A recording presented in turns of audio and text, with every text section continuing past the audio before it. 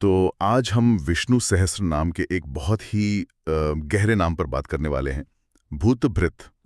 हमारे पास जो स्रोत हैं वे इस एक नाम के पीछे छिपे पूरे ब्रह्मांड के दर्शन को एक तरह से खोल कर रख देते हैं।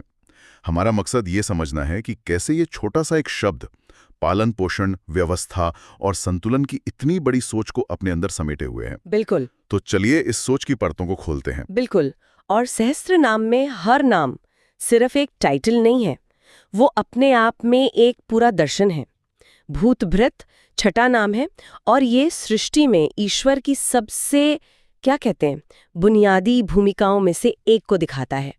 वो जो पालता है, जो सहारा देता है, ये सिर्फ एक काम नहीं बल्कि पूरे अस्तित्व का आधार है। तो सबसे पहले इस नाम को ही समझने की कोशिश करते हैं। भूतभृत।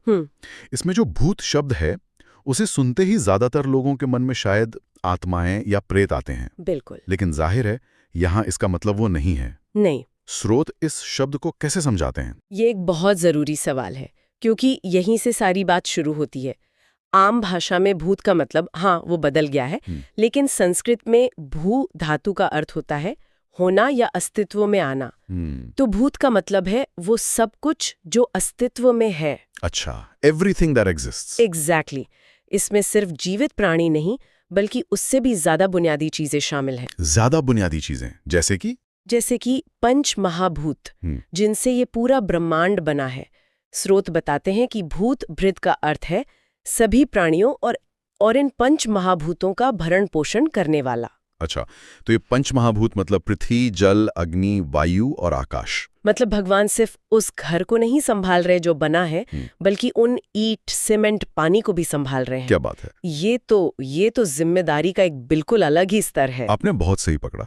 इसे ऐसे समझिए कि कोई चित्रकार सिर्फ अपनी बनाई हुई पेंटिंग की ही देखभाल नहीं कर रहा, बल्कि उस कैनवस को भी संभाल रहा है जिस पर वो पेंटिंग बनी है। अगर कैनवस ही फट जाए तो पेंटिंग का क्या होगा?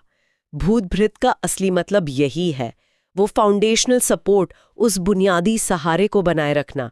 भगवान न केवल अपनी बनाई रचना को बल्कि रचना के मूल तत्वों को भी धारण करते हैं, उनका पोषण करते हैं। तो अगर विष्णु इन मूल तत्वों को भी सहारा दे रहे हैं तो इसका मतलब है कि वो सिर्फ चीजों को नहीं बल्कि उस पूरे सिस्टम को भी चला रहे हैं जिससे ये चीजें बनती और चलती हैं। क्या हमारे स्रोत इस सिस्टम या व्यवस्था के बारे में कुछ और बताते हैं? हाँ, और यहीं से बात और गहरी हो जाती है।